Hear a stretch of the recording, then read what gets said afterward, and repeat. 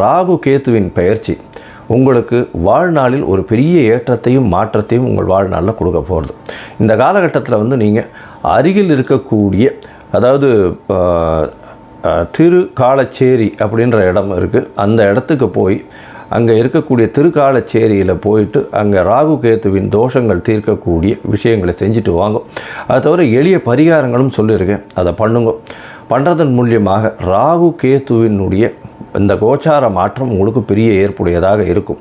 அதாவது தசாபுக்தி சரியில்லாமல் இருக்கிறவங்களுக்கு கோச்சாரம் நல்லபடியாக இந்த காலகட்டத்தில் வேணுமே ஆனால் இந்த காலகட்டம் நிச்சயமாக உங்களுக்கு ஏற்றத்தை கொடுக்கும். பண வரவிற்கு பஞ்சம் இருக்காது. உடல் நலத்தில் ரொம்பவும் பெரிய ஏற்றம் இருக்கக்கூடிய, அதாவது உடல் நலத்தில் சற்று பின்னடைவு இருக்கும். மொத்தத்தில் பார்த்தேனால் பண வரவு எல்லா விஷயத்திலையும் இருக்கும்.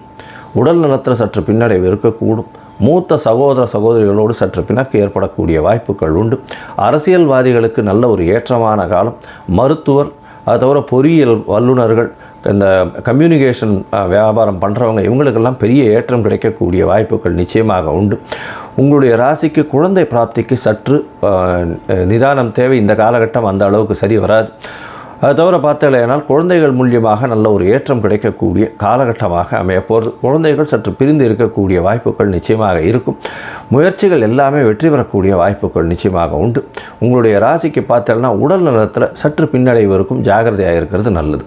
மொத்தத்தில் இந்த மேஷராசிக்காரர்களுக்கு பெரிய ஏற்றம் மாற்றம் வரக்கூடிய காலகட்டம் 95% ஒரு பெரிய ஏற்றத்தை கொடுக்கக்கூடிய காலகட்டமாக அமைய போகிறது.